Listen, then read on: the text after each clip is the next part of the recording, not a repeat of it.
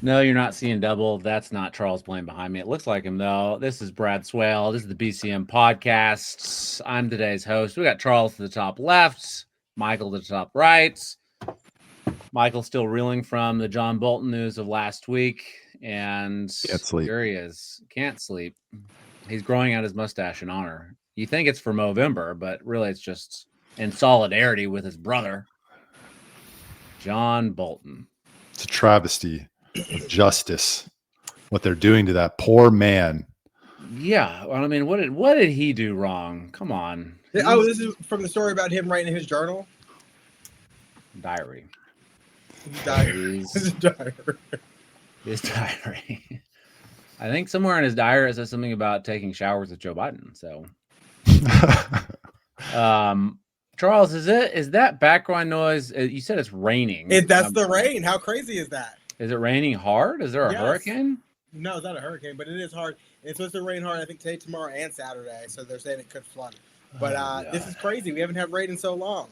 Yeah. Well, I mean, Houston's a trash heap, so I'm concerned for your safety. Your sanitation is going to be worse than it normally is.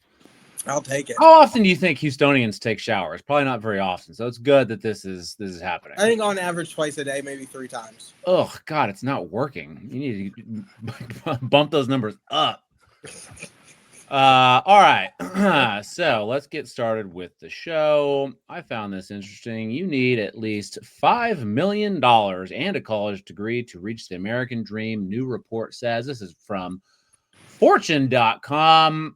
And the cost of achieving the American dream in 2025 has soared past $5 million, according to a comprehensive analysis by Investopedia, the premier research institution Investopedia, marking a staggering milestone in the financial realities facing U.S. households.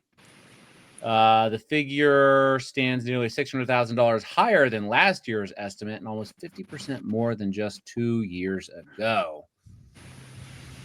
Wait, so what does that mean? Like five million in the bank, or like 5 million net worth? Like what? It breaks it down. It breaks it down there. Okay. The 8 milestones most commonly cited as essential to the dream with an uppercase D. Sorry, MLK, that's the real dream. And their respective Hakeem Olajuwon. Hakeem the Dream, hell yeah. And their respective 2025 costs are retirement. You need $1.63 million. Okay. And you need $414,000 for healthcare, and that's newly added category to this year's report. And that seems to make up for the $600,000 higher than last year. Home ownership costs $1 million. Eat shit, Charles. Raising children. New cars purchased every 5 years. $1 million? $1 million? Annual vacation $180,000. This is for a lifetime. Pet ownership. I mean, I don't know. A lifetime Wedding? Of what? 55 and up. The total lifetime cost to attain these milestones is approximately $5 million. Oh, total lifetime, like from birth to death. Yeah, only like $1 million. So in that case, only $1 million every 5 years, or like over the course of a lifetime on cars. Fucking driving beaters. Ugh. Yeah, I mean, so vacation, I don't know. Anyhow, it's a little high, but I just wanted to ask y'all, how much your American dream costs? You think that's lowballing it? How much? You guys have probably spent this much money already. Well, so they said $5 million from birth to death. That's not. I feel like that's not that. I mean, home ownership is only $1 million over a lifetime. Home ownership and cars are almost the same amount of money. Sounds like home ownership is pretty fucking attainable, honestly. Eat shit, Charles. So that is the minimum requirement for the American dream, is what they're saying. And so you buy a house for $400,000 or whatever, and your interest rate is 3.5%. Well, today it's 6%. Let's call it 6.5% if you're lucky. And so you pay interest on that debt over time, over a 30-year mortgage. You pay $1 million. That's how they're calculating that number, right? Something like that. The article gets a little interesting here at this point, where it's talking to Investopedia, the premier research institute's analysis. Ritholtz Wealth Management's Nick Maggiuli. How do you pronounce that? Maggiuli. Maggiuli. Fortune in August. Something's weird going on in the economy right now. The upper middle class, exactly the cohort striving toward the American dream. Sorry, poors, you're not striving for the American dream. It's just not, and you're on the cards, guys. A little bit kind of a shitty thing to say, don't you think? That they're in an existential crisis? No, that they're the cohort striving for the American dream. The middle class is not. The lower middle class, the lower class, Houstonians. I mean, we have a very nice middle class life here in Houston. Yeah, I don't know what you're trying to get us to get at here, Brad. But I mean, I asked you a very direct question. Yeah, no, I'm going to spend more on that for my American dream, because that's the minimum requirement for an American dream. What is the American dream? Well, they define it as a home ownership, a family of 2, and putting them through college and being able to retire at some age. And that's the American dream. That's what they say. Multiple cars purchased every 5 years is also the American dream. Sounds like this was sponsored by Ford. Well, isn't it interesting that they put the healthcare costs in there too? Is that because of the government shutdown? I don't understand. Like how the government shut down over the disagreement over healthcare. And is that why they're shut down? No. I'm saying, is that why they added that into that calculation? Where'd the $400,000 from healthcare come from? It's a good question. That's just how what's missing. What's missing? Taxes. Is it the middle? The missing middle? Taxes. Ooh, the highest household expense of any person achieving the American dream or not is not included in their calculations. So let's say it's probably $5 million in taxes over a lifetime. When you calculate property tax, sales tax, motor vehicle tax, gas tax, do they even have tax, Social Security tax? It's a lot. But I don't know. What this says to me is this is after taxes, Michael. Oh, after taxes. So imagine how much it would be if there were no taxes. I'm saying it's double. Look at that. But what this brings out to me is, isn't this just part of the broader decline of America? Where Charles talks about this a lot. Young men are struggling. This is part of it, because they can't achieve what their parents did before them. They can't get a job that pays them enough. And so they're going into social media and video games to cope. They're not dating. And so they're upset. And this is all just part of the broader, what would we call it? Decline from the America on a shining hill to being a more third world type country where only the rich, there are 2 classes, the rich and the poor. And this is just affirmation that is the trajectory we are on. Well, Charles, how difficult? Charles, I don't know if Charles does talk about the young men not being able to, achieve these things and how that affects their psyche. I know Tucker Carlson talks a lot about that. And I know Charles is a big fan of Tucker Carlson, so maybe he talks about that off the show. But what were you going to say, Charles? I didn't even remember. It just kind of escaped me. What is going on in your neighborhood? You got police cars. Is your window open? It's not good. I mean, very public. It's a public facing podcast. You're a black man and there's police sirens outside. Those are ambulances. Duck. But no, what was I saying? Man, I don't even know. Michael is saying that the United States is turning into a third world country. No, I'm not saying we're turning into a third world country. I'm saying at this trajectory where it becomes unattainable for people to have a good standard of living, which we call the American dream, that has been getting harder and harder and less attainable attainable for fewer people. And so eventually on this trajectory, at some point, we will have a more third world style economy where it's the rich people and everybody else who can't afford to live Well, there. did they say how much higher that is than the average? Because I still keep extrapolating that for a lifetime, because for a lifetime it does not seem that much. A lifetime.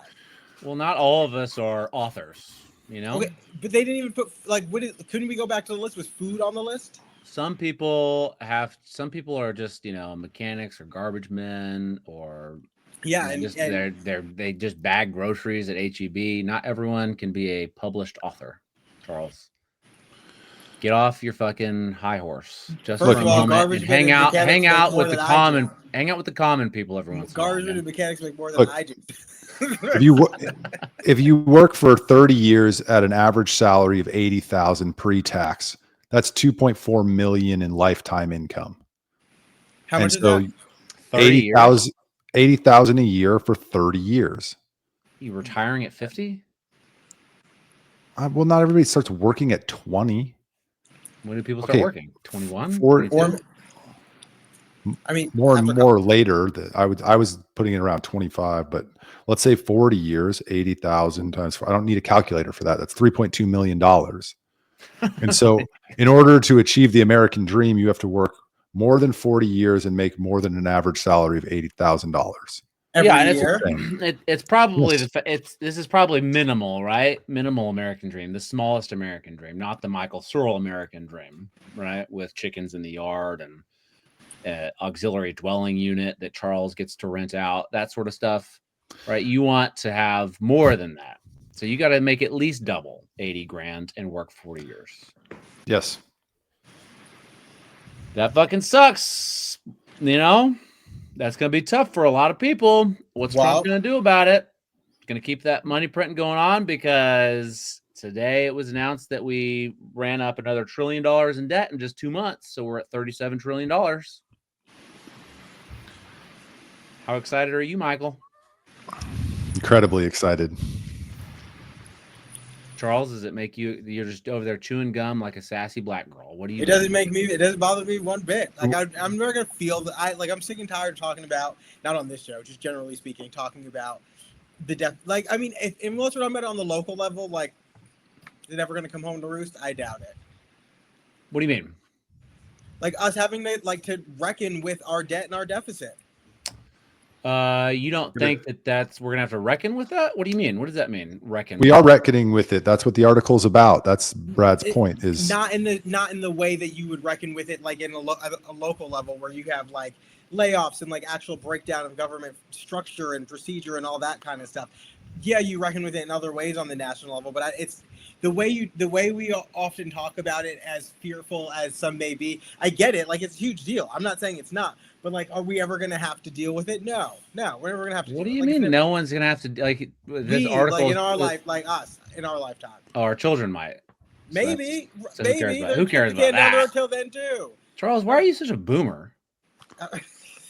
Fucking boomer mentality, man. We're not going to deal with it. I'm just saying, they're not going to address it. Let's expand the programs. Let's print more money. Buckets.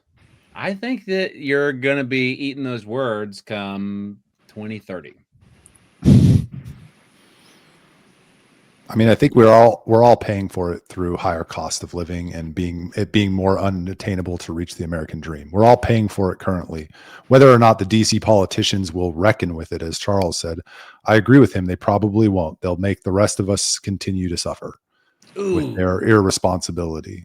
Well, it also, I mean, it's also going to make local and state and county governments all reckon with it too, and they're not going to get their snouts out of the trough.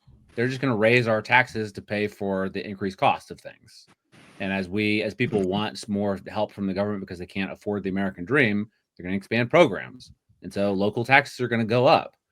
That's what we're experiencing here in Austin. I know Houston had an audit and saved $110 million. Good for you, Houston. But we're going to all reckon with it, Charles. And I'm really disappointed in you. I don't think you're wrong in terms. I don't think either of you are wrong in terms of having to feel it. And you're saying we're never going to default on it?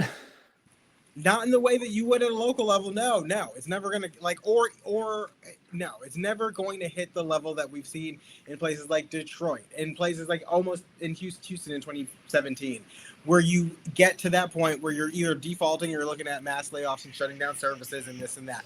So like, if you're not going to get to that point and no one's going to address it ever or deal with it, then, Are we going to get to the point of like the Zimbabwean, $1 trillion note or wheelbarrows of cash for a cup of coffee in Weimar, Germany? Are we going to get to that level? I totally disagree. You disagree with Charles? Yeah. Every empire before us and every empire after us will fall. It is the course of history. History doesn't History doesn't repeat itself. It often rhymes. They all suffered from the same fundamental problems, which was the expansion of their empire beyond their ability to pay for it, which led to increased debt, deflation of their currency, and then ultimately an economic collapse, which led to them, and wars, which led to them. Jim Rogers writes about this in his book. And we're on that trajectory. And unless we contract empire and stop spending so much money, that is our fate as a country. And we already see the rise of BRICS. We're already not in a unipolar world anymore. And we're heading towards an obvious train wreck, but we need courageous leadership at the top to do something about it. And we don't have that. They can't even release the Epstein files. Oh, but we're going to talk about the Epstein files as always on this show. I thought this was interesting, and I think it relates to the American dream. This kind of went a little bit viral, maybe late last week, early this week. It's a little graph. FHA loan locks to immigrants, locks for loans without permanent residency, including H-1B visa holders, dropped off a cliff in May of 2025. The first full month after the FHA ban to non-citizens, to immigrants, even non-permanent immigrants, went down big time. And I wonder how much that has to do with the collapsing home prices. Charles Blaine, chime in. I don't know. When you asked us if we review the topics, I didn't. I'm sorry, what? Huh? You asked if we reviewed the topics. I didn't see this topic on that list. Literally linked in the notes, but that's fine. I don't know. I haven't looked at this at all other than the chart you just showed. I would think that the steep decline in the FHA loans to non-permanent residents is a result of the policy that restricted them from giving loans to non-permanent residents and not housing prices. I'm sorry, what did you say? I said, I'm assuming that the steep decline in non-residents receiving FHA loans is due to the policy that they're not going to give FHA loans to non-permanent residents and not because of housing prices.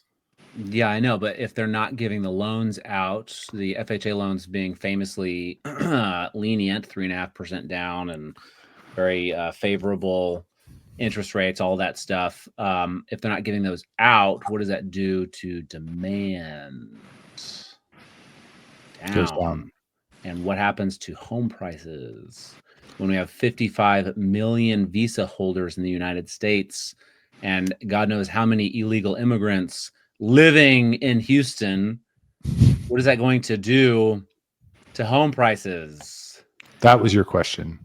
My question is correct. That is correct. I'm wondering if Charles has any thoughts about this, since he's our resident fucking communist. Yeah, I mean, obviously it could have effects on home prices, but I don't. All we have to do is destroy neighborhoods and build more density, and that'll fix the housing crisis.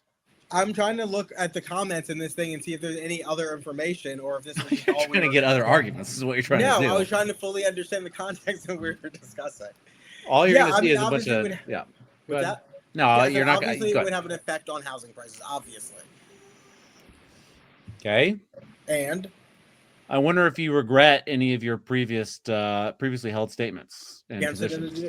Can't say that I regret any of them. Nope. Well, I think Not again, come 2030, you're going to be eating those words. What is that? The second thing I have to remember for 2030 now. So I'm making a list. Trust me, I don't care if this podcast doesn't exist in 2030. You're going to live stream with me in 2030, and we're going to talk about this exact topic. 1/1/2030. 112030. Speaking of the government shutdown, Charles, you brought that up. Do you have some thoughts on the government shutdown? Do you think it's a good thing or a bad thing? We ask the important questions here on BCM. It's a good thing. I mean, I just think it's stupid. I think it's dumb. Tell me more. Well, I mean, so did you see the clip that she's the number 2 Democrat? She's in an interview yesterday, and said aren't all Democrats number 2s? Am I right, guys? I don't get it. What? Well, you know, could you find the video by any chance? It's I don't know her name, but I don't know what you're talking about. Find what video? Explain it. Did you asked me if I found the video, but no, can you find it? Can you find the video? What video? And so she was talking to someone in an interview last night where they were saying they take their responsibility of everyone suffering very, very seriously. And the speaker then took a clip of it and put it like outside of his front door because he was trying to make it seem like, obviously that's not what she intended to say, but it is what she said, as if it was some sort of Freudian slip. Can you give me any more contexts about? Just type in like number 2 Democrat. Number 2. Okay, number 2 Democrat. See it come up. Jayapal? No, I don't think so. The number 2. Okay, Speaker Mike Johnson even tweeted out the number 2 House Democrat. Let's watch this clip. Let me pull it up. It's really better be good, Charles. It's not that great, but I'm just saying. And I want to be absolutely clear about this. Democrats would not have shut the government down this time. He wears like makeup on his cheeks. Sure does. If their political careers did not depend on it. And that is not some Republican talking point. That is the objective truth. If it wasn't already abundantly clear, the number 2 Democrat in the House yesterday openly admitted to that fact. Catherine Clark is the House Democrat whip. She works right under Hakeem Jeffries as the number 1 Democrat, and she was the number 2 Democrat. Right. Clark is the House Democrat whip. She works right under Hakeem Jeffries as the number 1 Democrat, and she was in an interview, and she said to one of your colleagues sitting here on the front row, quote, "Of course there will be families that are going to suffer, but this is one of the few leverage times we have," unquote. It's shocking to hear them say that out loud. By her own admission. Okay, is it shocking? Shut up. Well, it was, you know, I thought we were actually going to hear the number 2 Democrat say it, but it's fine. We can. It's not much. No, it's all I have is Mike Johnson talking about it. So if I can find, I don't even know. I forgot her name already. Clark? I don't remember either. But Michael, who's the number 2 Democrat? What's her name? Catherine Clark? Who is that? yeah, You mean that politicians are using people's lives in their political pageantry? No way. Shocker. Ooh. well, yeah. I mean, that's what I think. It's stupid. I mean, you have this all going on, and in the backdrop of this, we're getting a new ballroom at the White House. Like, I don't like. It's No. just, Why is that a big deal? Why is the new ballroom? Why are people freaking out about that? Because he doesn't own the building, first of all, and second of all, because it's like crazy. Like to just like there's just a ballroom being built like during the government shutdown. Like, it's kind of nuts a little bit. Why? I was more shocked. Those are shovel-ready jobs, man. I was more shocked by the bailout of Argentina. Yeah. During the government shutdown. $40 billion to a. I mean, shutdowns are terrible, and I've never seen this woman before. She's the number 2 Democrat. and of course there will be, you know, families that are going to suffer. We take that responsibility very seriously, but it is one of the few leverage times we have. So yes, we're going to shut the government down in her mind, and people are going to suffer so that we can score 1 or 2 points in the polls. That's what she said. Yeah. I mean, are people suffering as a result of the government shutdown? I don't know the answer to that, but she believes that. She believes that that's the case, and so she's willing to let people suffer in order to gain a few points in the polls. That's how sick our political class is. Yeah. But I do think people are suffering. I mean, not a ton, not everyone, but I do hear those stories of them calling in on C-SPAN to the speaker, and they're like, we're a military family. Well, this was before I think they made the caveat for military members, but they're like, we don't have food, like, like this is really tough on our family. And he's like, I'm sorry, like, and that's all they're saying. I'm sorry. Like, it's nuts. It's kind of nuts. Well, I mean, it's all about political points, whether it's left or right. These are all continued resolutions, and there's been threats of government shutdowns every 3 to 6 months for decades. They haven't passed a budget since Bill Clinton. This is not like it. Yeah, she's whoever the hell she is a fucking ghoul, but so is everybody else in Congress. Not everybody, but most. Okay, yes, you're right. There are always exceptions. I agree. Thomas Massey is cool. I get Tim it. Burchett. Tim Burchett's cool, I guess. Sure. What is this? Tim I know Burchett's awesome. you've never once mentioned Tim Burchett on the show. That's not or true. in private conversation ever. He's the guy on the UFO trail. What are you talking And that's about? the Tennessee. only reason why, because he was on Tucker Carlson recently. That's the only reason why you're bringing him up. No, I will go find past tweets and no, I'm not going to go through all the shows, but I've definitely talked about him on the show. Charles, be the judge here. Have you ever heard him bring up Tim Burchett? I mean, it's not a name I would remember either way, so he might have. I just don't know. All right, I'm going to my if it was about UFOs, probably. So hold on. So why is I don't understand. All right. So is the ballroom an issue only because it's a government shutdown? But who cares if he doesn't own? He doesn't. None of them have owned it, but they all do things to it to make it their own. Yeah, like Chain Vicarians, like knock down the whole like wing of the place, like, built the largest ballroom in the world. Like, is it the largest ballroom in the world? I think so. Yes, I think that's what they're going for. Is the largest ballroom in the world, or in the United States, but I'm pretty sure it was like in the world or something.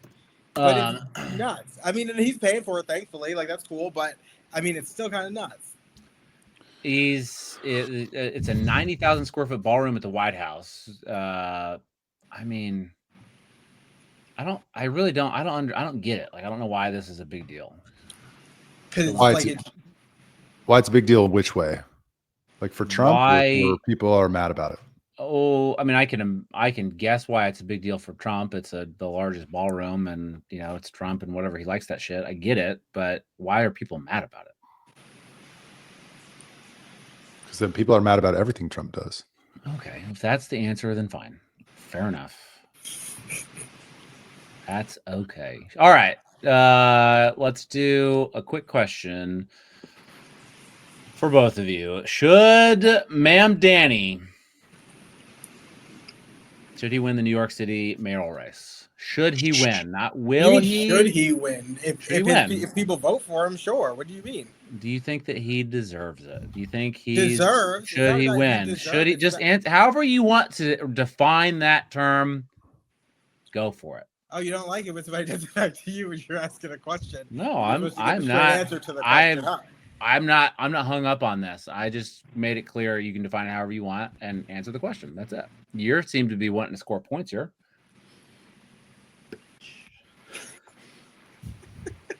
You picked a whole topic to try to undermine Charles's housing policy ideas, and he's the one trying to score political points. Should he win? Yes, he should win.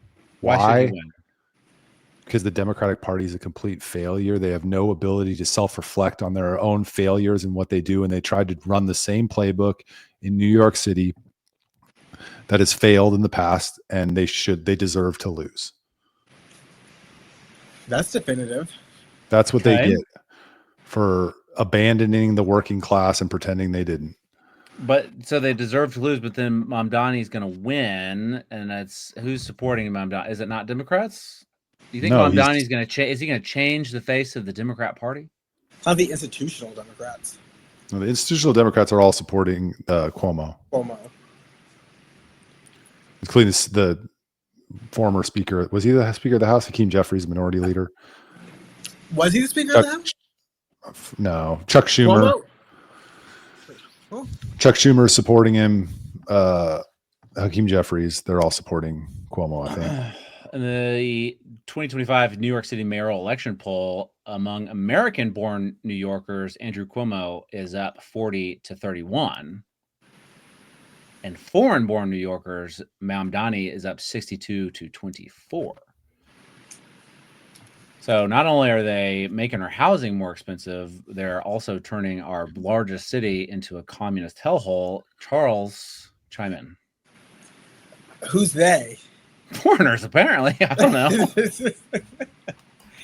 I mean, what do you expect? It's New York City. I mean, it's New York City. What do you mean? It's not as though LA and New York City are going to stop this kind of progressive influx that they're seeing. And the last rather moderate Democrat they went with turned out to be very corrupt. And so, of course, they're going to revolt and go to the whole, like, far left progressive, we're all open and honest and transparent while not really being candidate. Like, it's not, but I mean, I don't know. He's the AOC of a mayor's race. He's the Jasmine Crockett. He's the Greg Kassar. Like, it's this, I mean, it's not as though we haven't seen this type of candidate emerge from a major city before. That's true. But this is really taken over this story, this Mamdani, the rise of Mamdani. Is it Mamdani? Mamdani? Mamdani. I mean, I think it's the same thing as Lena Hidalgo. Like, I think it's the same thing. Like, they're all the same. Why you don't bring up her? Yes, Brad, I want to hear what your answer to should he win. Whoops, don't leave studio. But before I do that, I want to share my screen really quick because I searched Tim Burchett from the account msearleatx, and I have BCM podcast. I have him talking on Weaponized July 11th, 2023. Oh, what's this? July 25th, 2023 at the press conference. Tim Burchett. You want me to keep going? How many times I've told you? How many times I've talked about Tim Burchett on my Twitter account? Gosh, I hope Michael. I had your back at the beginning. I agree. You definitely didn't have his back. But I hope Michael doesn't lose any sleep over this. So on this Mamdani, should he win? Should he? Absolutely, he should win. He should fucking absolutely win. I don't think it's a good idea, but I think he should win.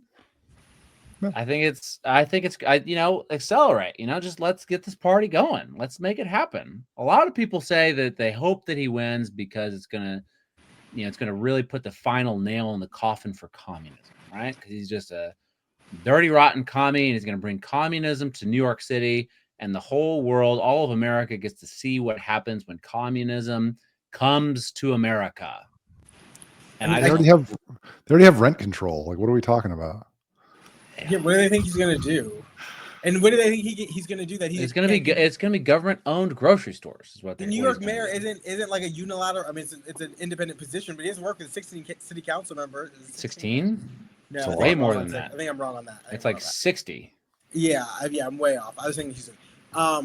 Yeah, you just have to deal with all of them. I mean, so it's not like he's going to come in and just implement whatever it is everybody's so afraid of him implementing.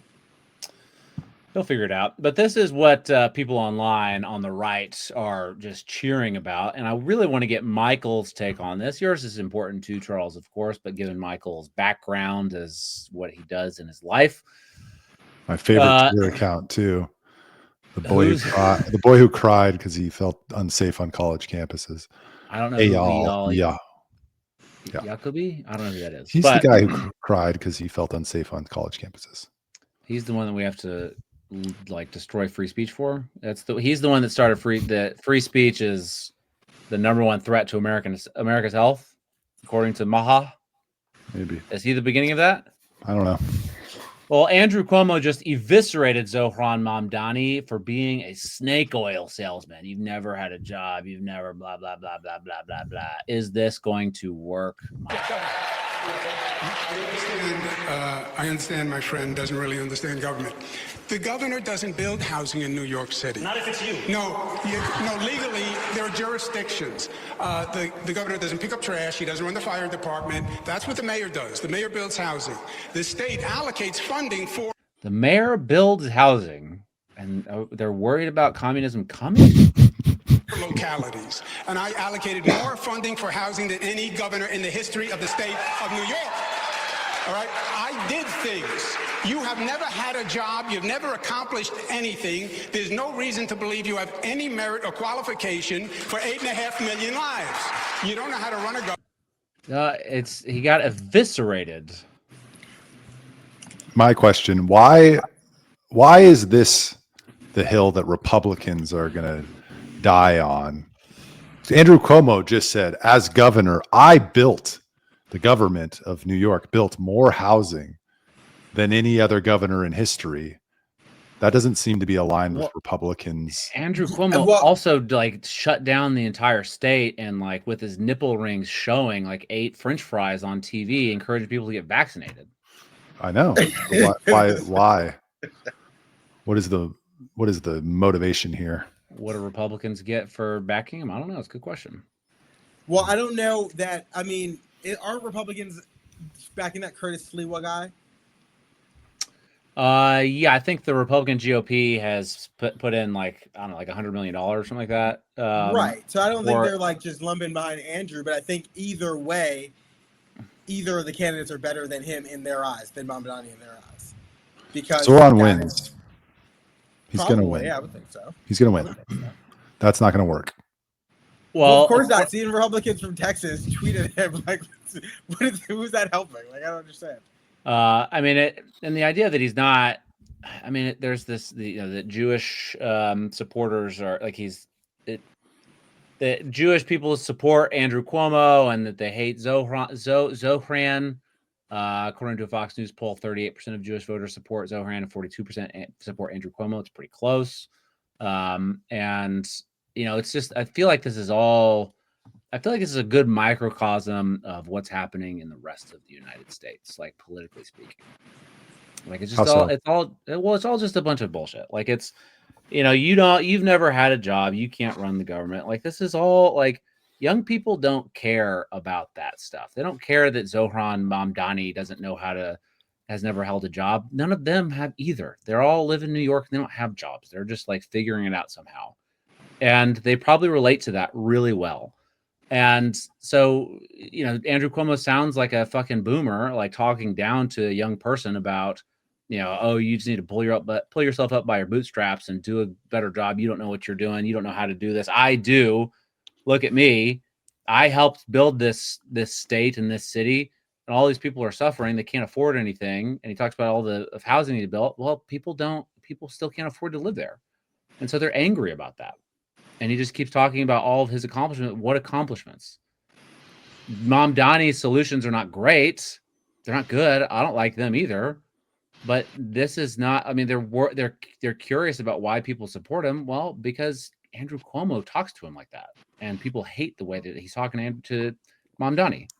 And Sorry. Go ahead, Charles. I was gonna say I don't know that anybody's watching that. Any of the voters are watching that as offended by the way that he's speaking to him. Like I feel like that's how it's very natural, like for them and for Cuomo and Mamdani. I guess I don't know how he responds to him back, but like that's not unlike Cuomo or his brother or their father would like ever speak in public. So it's not as offensive, I think, or people don't like how he's speaking to him. But I do think people want change the same way they brought in AOC. But at the end of the day, like I think in New York City, all across the board, you still have like a lot of older families, and there's a large number of activated young folks who probably are still registered to vote at their parents' house, wherever that is, or maybe registered, but how likely are they to keep coming out? I don't know. But I think you have a lot of older voters that are still dedicated New York City voters that have been for decades that are going to come out for this race. Cuomo represents the establishment to the voters, to the progressive Democrat voters, progressive Republican, and Zoran represents he's the populist option. And as you've seen in polls, Democratic voters aren't super happy with the Democratic establishment at the moment, so they're going to vote for anybody who isn't that. And there's a ton of organic energy on Zoran's side. There's none. I don't really know. I'm not there. But what it appears is there's a lot of organic energy on Zoran's side. and Cuomo is all fabricated. And so he'll get the establishment vote, the people who are still happy with the Democratic Party. But as we've seen in national polls, that's about 28% of people. Michael's favorite comedian, Michael Rappaport, posted this so-called working class mayoral candidate Zohran Mamdani eating at Omen Sushi tonight, one of the priciest joints in NYC. This clown lives in a rent-stabilized apartment in Queens, but dines like a diplomat on a Qatar-funded per diem. There's Qatar. Who's paying for that, Toro? Zorro, the moron? You ain't working class, you're fraud class. And there's Zohran Mamdani eating sushi with some, I guess, kind of cute young lady. Is this going to change votes? I feel like this is like aspirational for young people. Like, yeah, I want to live in a fucking rent-controlled apartment and also eat at fancy-ass sushi. I want to be like him. Yeah, I don't think he's going to lose any votes. I don't think he's going to lose the race over it. I think he's going to get votes because of that. I mean, I don't think he's going to lose votes because of it. Like a negligible. Negligible. Well, Charles, you actually did post something about this, and I found it. I had to dig a little bit deep for it, but you posted this video that you made about Zohran. Black people, that he's a fascist and it will end democracy in America. Now, the right tells me Zohran Mamdani hates Jews, is a communist, and will bring jihad to New York.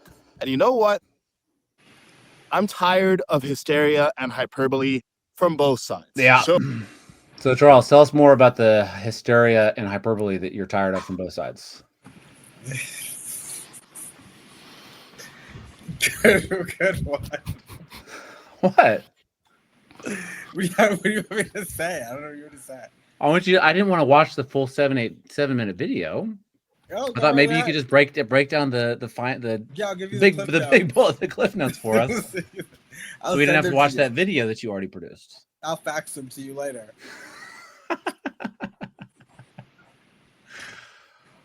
Okay, I'm sorry. Michael, this one's for you. NASA, Yippee. NASA has quietly deploys planetary defense tools after interstellar visitor shows odd light behavior. NASA has quietly made a major move to defend the planet after the mysterious interstellar object displayed more strange and unexplainable behavior.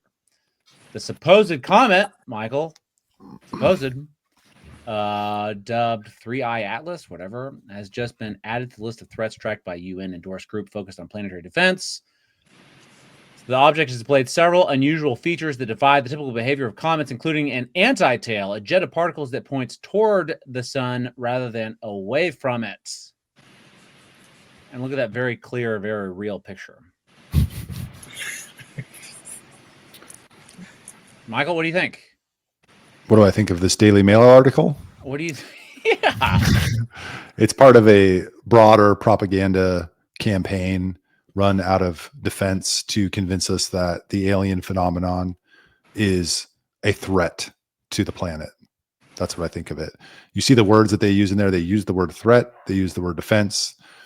They use all this language to suggest to us that we should be afraid of what we're seeing in the skies and what we're seeing under the oceans. Well, I'm not seeing it. People are seeing it.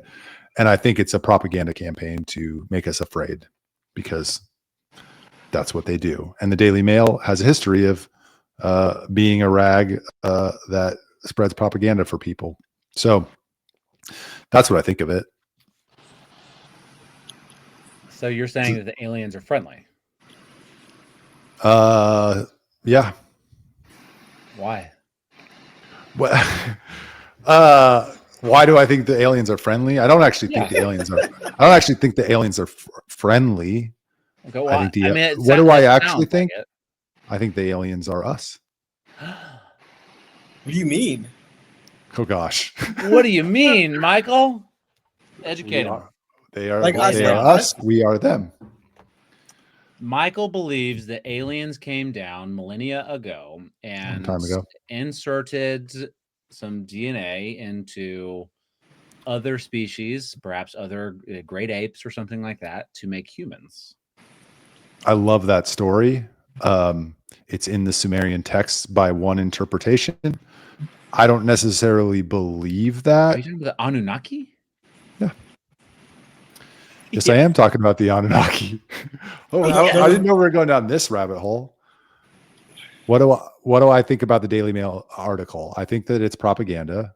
I think that there's no reason to be concerned about what we're seeing in the skies, because obviously they have technology that far exceeds what we have on Earth. And to date, for all of human history that we know of, there has been no threat, attack, anything that would suggest that we need to be concerned. So I'm not worried about it. What do I think about this phenomenon more generally? I think it plays a critical part of the human story that we are unaware of at this time, or I'm unaware of at this time. I think some people in our government might have a little insight about what role they played in the human story in the past. Yes. Charles? I mean, I don't know what to say.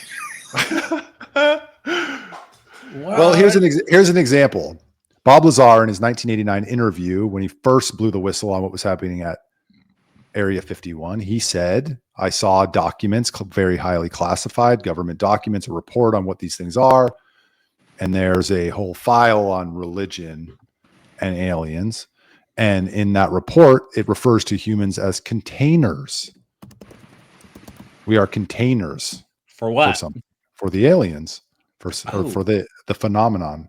Is there an alien inside you right now? There's speculation that I'm not saying I believe this. I'm just telling you what they speculate, that people speculate, that we are a container for souls. Well, I mean, okay. I feel like that's also what religion tells us, right? Mm-hmm. But so this is a very broad and in-depth conversation that we're not going to get into in the last 10 minutes of the show. Okay, well, calm down. I just thought it was, this is in your wheelhouse. You love aliens and shit, and there's fucking NASA. I do. NASA's getting ready to protect us from aliens. No, they're trying to convince us that they're protecting us because there is a threat to be protected against. That's what I'm saying. So what do they stand to gain by making us believe that aliens are a threat when they're not? Same thing they stand to gain by convincing us that other countries are a threat. Well, I mean, they get to tax us. Well, they get submission. We have to take our shoes off at the airport. Not anymore, I guess, but they get more control. They get more funding for the defense budget, all that other stuff. But what does NASA get? What does the NASA's government part get? of the machine. I know, but what is it? I mean, you can trace pretty direct lines from the war on terror to, Americans losing freedoms and the government gaining more control. Yeah, but what don't you get? They're gaining more control by convincing us to be afraid of them. Yeah, but there's no this is an orange alien alert on TV that's telling us to be. Yes, that's a good point. They're warming you up for it. That's right. And then the holograms are going to come down, and we're fucked. They're not holograms. There will be holograms. What do they gain? They gain us being afraid, and they can do just about anything they want when we're afraid, as we've seen in the past. And so I would just say, don't be afraid. Name one time the government has ever used our fear against us. I dare you. And so when you sent me that article and I looked at it, that's what I thought of. Okay. Why? Well, I don't know. There's something very mysterious and big about the alien story, and I think it encompasses a lot of other stories that are happening at the same time. Oh, we'll talk about that on another show. I'm sure of it. Yeah. So there's some late breaking news on the Epstein files. Here's Kash Patel. Oh, damn it. It's sports gambling. Sorry, Michael. Individuals such as Chauncey Billups, Damon Jones, and Terry Rozier were taken into custody today. Current NBA players and coaches. What you don't know is that they are part of the Epstein ring. We can end it there. Michael, you got the best of both worlds. This is an illegal gambling operation and sports rigging operation that spanned the course of years. The FBI led a coordinated takedown across 11 states to arrest over 30 individuals today responsible for this case, which is very much ongoing. Not only did we crack into the fraud that these perpetrators committed on the grand stage of the NBA, but we also entered and executed a system of justice against La Casa Nostra to include the Bonanno, Gambino, Genovese, and Lucchese crime families. Sorry, Michael. I thought it was Epstein files. It's just some illegal gambling. Is he the FBI director from the 1960s? We got Pete Rose again. Well, I Kash Patel, talk about a disappointment. Oh my God, that guy. Charles really was rooting for him. I mean, we could go back and look at my statements the day he was announced. I've never believed. You were like, finally, a brother in the office. Never once believed in that man. I knew he was a. If this is sports, so if there's a big sports rigging game. I don't know if it's sports rigging. It's players and coaches. I don't know if from my understanding, players are not necessarily involved, but their names are being used to give it legitimacy. And it's been like it's in Las Vegas and Miami and whatever, New York. And there's this illegal gambling, and like I think coaches are like there like one coach is implicated in it as having made some bets, whatever. And now obviously the mafia, crazy, obviously. So, I mean, if this turns out like it sounds like he's saying that they rigged games. All right, is he saying that? Yeah, 11 states. Love Chauncey Billups. That would be bad if he's involved. Who are the victims of this so-called crime? Good question. The government. He said something about they didn't get their tax dollars. They didn't get their tax dollars from the gambling gains. Probably illegal gambling operation, sports rigging operation is what he said. Sorry, I was listening to it in my headphones. He said sports rigging operation, sports rigging. In the NBA, a sports rigging operation in the NBA. Who would have thunk? Who would have thunk? What does that do? Is this going to put an asterisk next to all of the NBA champions from this era? I don't know. I don't know how far sweeping this was, or if it had playoff implications, or any of the details. And I'm probably not going to look at it at all. Why? I'm more interested in where are those Epstein files? Why isn't Mike Johnson calling Congress back into session so that we can get that discharge petition across the line to release the Epstein files and getting to the bottom of the Charlie Kirk murder? And did you hear Kash Patel's comments about social media being a cancer and we really need to get in there? No. Oh, no. What did he say that? Look it up. What is the force in the world that can take Kash Patel, a former podcaster who made his money on conspiracy theories, quote unquote, going on podcasts, talking about conspiracy theories?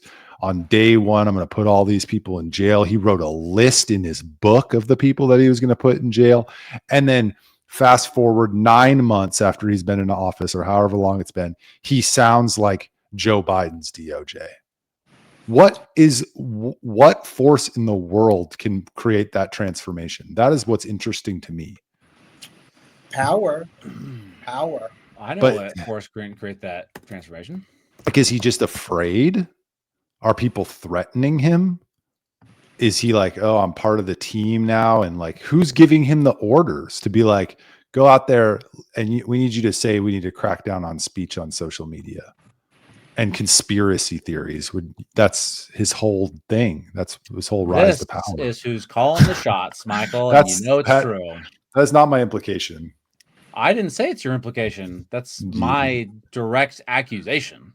So she's taking him into a room and saying, we can't release the Epstein files. You got to go out in public, denounce everything you've said in the past, and lie to the American people.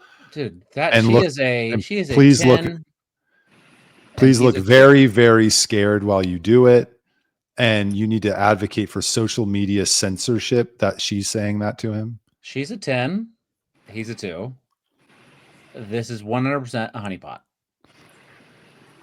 I believe that it's a honeypot too, but Oh, let me see if I can find it. what? You guys talk about the sports gambling thing. I don't know anything about it. Charles, you like basketball?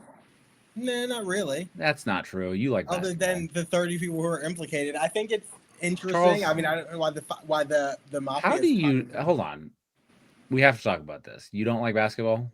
I didn't say I didn't like basketball. I asked you if you like basketball. I said you like basketball. You said no, not really. I said I don't like basketball. I'm just indifferent. You know. Okay. I don't dislike basketball. That's surprising That I don't dislike basketball. that you don't like basketball. I didn't say Because he's black. Michael. Ugh. All right. You guys ready for this clown? Can't hear him. Can't hear him? One of the things I highlighted to Congress, Now we can't. Yeah, turn it up. you got to get more involved in social media and online. The simple answer, in my opinion, is social media is wildly out of control, and there's too much clickbait in this country. And one of the things I highlighted to Congress in my testimony last week was, if we want to protect our youth, we got to get more involved in social media and online. That's where the folks, the assassins of this world, get radicalized. That's where they're the lone wolf actors in general. And so we have to. All right, let's shut this off because it's hard to hear him. I think we got the so. gist of it. That's where the assassins of this world get their info from clickbait on social media. What? Stop sharing your screen. What assassins?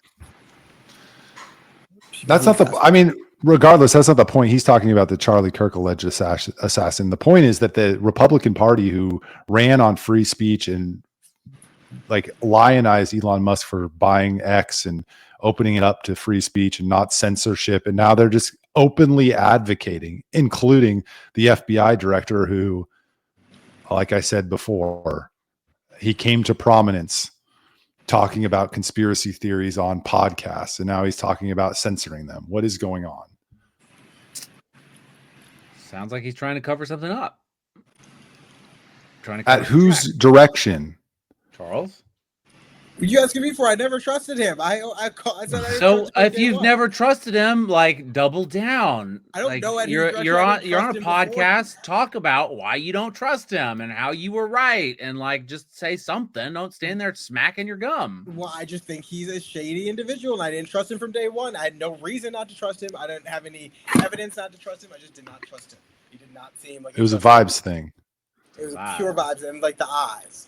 And so I have no idea who's directing him. I couldn't tell you, but obviously from the top, like they're all doing it. But like I don't know what the goal is here at the end of the day, other than obfuscate. Excuse me? What now? When you say eyes, what do you mean? I think we all know what I mean. Stop. That's fake. That's messed up. Yeah. I'm reading from. All right, guys. All right. This is a great show. What, Michael? Nothing. No final thoughts? Okay. Oh, Well, Kash Patel agrees to team up with Democrat Rep Jared Moskowitz to push censorship of Americans on social media. Moskowitz? Yeah, he was like the prime freaking censor. Unbelievable. Yeah, well, I mean, fucking even Kennedy's a censor, man. They're all censor nannies. They just love it. It's all fucking fake and dumb and stupid. And it's no one's going to win except It's not- politicians. The system is designed to protect itself, and the system's always going to win. It's not We're going to be just in a digital politics. prison. It's not just politics. What do you mean? It's not just politics. Okay. I'll repeat it, I guess, but that's fine. What do I mean? I mean that there's a very large force at play that we don't quite comprehend that can force people like Kash Patel, people like Donald Trump. And I'm not talking about Israel, Brad. I'm talking about bigger than that. I'm talking about what am I very doing? large force that can force I didn't even say people Israel. I pointing to the real people. that can force people to do a complete 180 without understanding how ridiculous they look. it's just it's unbelievable to me. How about this, Michael? And somebody needs to explain it in a Okay, way that I okay. can understand, in a way You that a already child un- can understand. I don't understand it either. Charles, thank you so much. All right, guys, I always appreciate it. To the listeners, thank you for sticking around. Please like and subscribe and share, and